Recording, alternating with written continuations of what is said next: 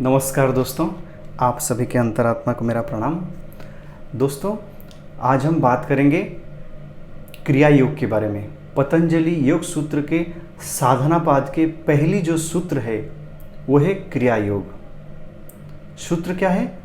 तपः स्वाध्याय ईश्वर प्रणिधानानि क्रिया योगः। तो ये कहता है तप, स्वाध्याय और ईश्वर प्रणिधान, ये तीन चीज जो है ये क्रिया योग है। क्रिया मतलब जो हम कर सकते हैं, करना चाहिए और जिसकी करने से हमको समाधि की प्राप्ति होगी। तो ये साधनात्मक है, इसको क्रिया बोला जाता है। ठीक है, तो इसमें पहला आता है तप। तप यानी कि तपस्या करना। तपस्या यानी कि तपाना। कोई चीज़ को, जैसे हम धूप में खड़े होते तो उसमें ये तपाना हो गया। इस तरह से तपस्या उसको बोलते हैं। किसी चीज़ की प्राप्ति के लिए जब हम उसको साधना करते हैं, कड़ी मेहनत करते हैं उसको प्राप्ति के लिए, पूरा तन मन लगाकर उसको काम करते हैं, उसको तपस्या बोला जाता है, उसकी कुछ चीज़ को प्राप्त करने के लिए। ठीक है। और स्वाध्याय क्या है? स्व अध्ययन, यानी कि स्व मतलब स्वयं हो गया, ध्याय मतलब अध्ययन करना, यानी कि अभ्यास करना, स्वयं अभ्यास करना, ये हो गया स्वाध्याय, यानी कि साधना हो गया ये स्वाध्याय। और ईश्वर प्रणिधान यानी कि ईश्वर शरणागति, ईश्वर के प्रति समर्पित हो जाना, उनके शरण में आ जाना। ये तीन चीजें हो गया मुख्यतः। इसी से ही हमको समाधि प्राप्त हो सकती है। कोई भी लाइन में हो, कोई भी दिशा में हो, या कोई भी, चाहे आपको भौतिक जगत में हो या आध्यात्मिक जगत में हो, ये तीन चीज़ों की वजह से ही आपको प्राप्ति हो सकती है। ये बहुत इंपॉर्टेंट है, ये तीन चीज़ें, तपस्या, स्वाध्याय और ईश्वर प्रणिधान। इसके अलावा आपको प्राप्ति नहीं हो सकती, चाहे वो आप ज्ञान मार्गी हो, योगी मार्ग हो या भक्त हो। ये तीन चीज़ें आपको करना ही पड़ेगा। ठीक है, तो पहले चर्चा करते हैं तप के बारे में। तप के बारे में पता चला, तपस्या। तप जो है अनेक प्रकार की होती है। भगवान श्री कृष्ण गीता के 17वां अध्याय यानी कि 70th चैप्टर के अनेक श्लोकों में, 14, 15, 16, 17, ये सब श्लोकों में तप के बारे में बताते हैं कि तप कितने प्रकार की है।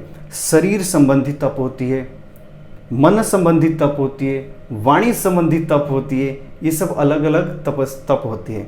शरीर संबंधी तप क्या हो गया कि हम शौच करें, ब्रह्मचर्य का पालन करें, किसी के प्रति हम बुरे बर्ताव ना करें, ये सब शरीर संबंधी तपस्या हो गया।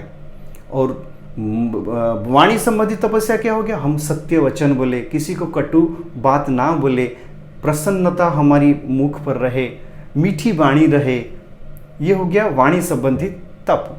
मन संबंधी तप क्या हो गया? मन से भी हम किसी के प्रति राग और द्वेष ना रखें, किसी का हानि ना सोचे, भगवान के चिंतन करें, गुरु के चिंतन करें, उनकी बताई हुई बातों पर मन को लगाए। ये मन संबंधी तप हो गया। तो ऐसे अलग अलग तप होती है। तो ये तपस्या इसलिए किया जाता है कि ये सबको शुद्धिकर किया जाए और उसको दृढ़ किया जाए, धैर्य लाया जाए। इसमें प्रत्याहार भी एक तपस्या आएगा। कैसे हम भोजन करते हैं, सात्विक आहार, ये भी भोजन संबंधी तप हो जाएगा। तप में सब कुछ तपाना पड़ता है, सारे इंद्रियों को तपाना पड़ता है इसमें, और मन को भी तपाना पड़ता है। तभी ये अपने आप में अलग शेप लेगी, यानी कि रूपांतर होगी तपाने से। तपाकर जैसे हम लोहे को गर्म करते हैं और जब पूरी तरह से तप जाता है, तभी हम जैसे चाहे उसको टर्न करके, मोड़ के उसको शेप दे सकते हैं।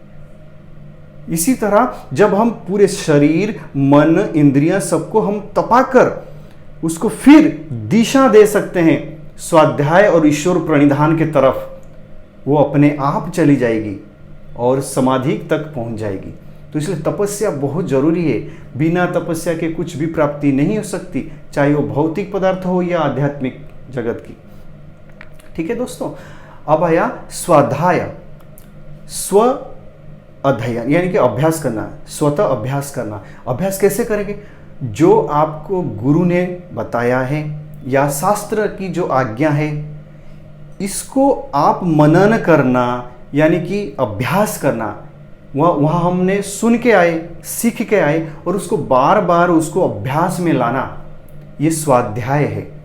ये एक स्वाध्याय मतलब साधना करना। अगर गुरु ने बताया कि ऐसे ध्यान करना है तो ध्यान करना है, ऐसे आपको बोलना है, ऐसे बोलना है, तो ये स्वाध्याय हो गया। इसको करने से क्या होगा? इसको करने से आप में वो स्थिरता आएगी, वो ध्यान लगेगी आपको।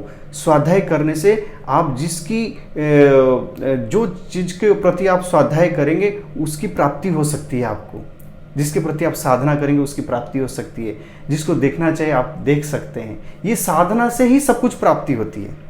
तो स्वाध्याय मतलब साधना ही हो गया, अभ्यास, जो गुरु की बताई हुई चीज़ों को अभ्यास करना।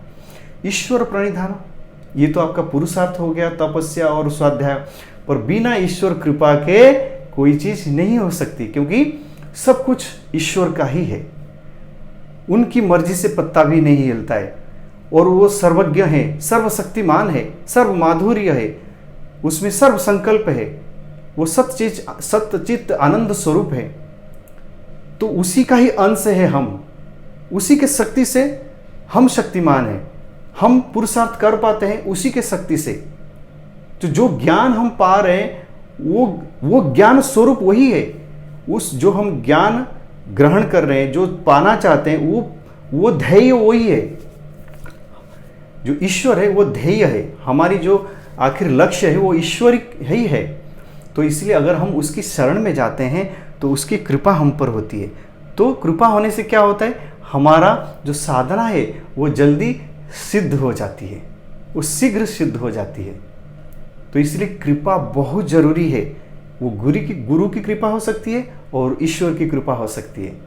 कृपा के बिना कुछ संभव नहीं है, मुश्किल हो जाएगा, और कृपा होने से जल्दी हो जाएगा। ठीक है, तो तप, स्वाध्याय और ईश्वर प्रणिधान, भगवान गीता में भी बार बार यही बताते हैं कि गुरु के पास जाओ, तत्विधि प्रणिपाते न परिप्रश्न न सेवया, यानी कि उन गुरु के शरण में जाओ और उनको पूछो, प्रश्न करके जो बताते हैं, आज्ञा देते हैं, वो पालन करो। और आखिर में बताते हैं सर्वधर्मान परित्यज माम एकम शरणम ब्रज अहम त्वं सर्व पापेभ्यो मोक्षयिष्यामि मा शुचा, यानी कि तू सब कुछ छोड़, सारे धर्म को छोड़ और मेरे शरण में आ जा। मैं तुझे सारे पापों से मुक्त कर दूंगा और तेरे को मोक्ष भी दे दूंगा। जो तेरा लक्ष्य है, निर्वाण हो या समाधि हो या कैवल्य हो, वो सब मैं तुझे आसानी से दे दूंगा, क्योंकि वो देने वाला मैं ही हूँ। वो सारे जो कैवल्य है वो कैवल्य स्वरूप तो मैं ही हूँ। तेरा प्राप्त तू जो चाहता है प्राप्त करने के लिए वो मैं ही हूँ। तो सीधा अगर मेरे शरण में आता है तो मैं तुझे दे दूंगा। तो इसलिए ईश्वर प्रणिधान, महर्षि पतंजलि भी बताते हैं कि ईश्वर प्रणिधान सर्वोपरि है और इससे शीघ्र ही सिद्ध हो जाती है सब कुछ। तो दोस्तों, तो आशा करता हूँ आपके समझ में आया हो क्रिया योग। तो फिर दूसरा कोई सूत्र लेके आएंगे। नमस्कार।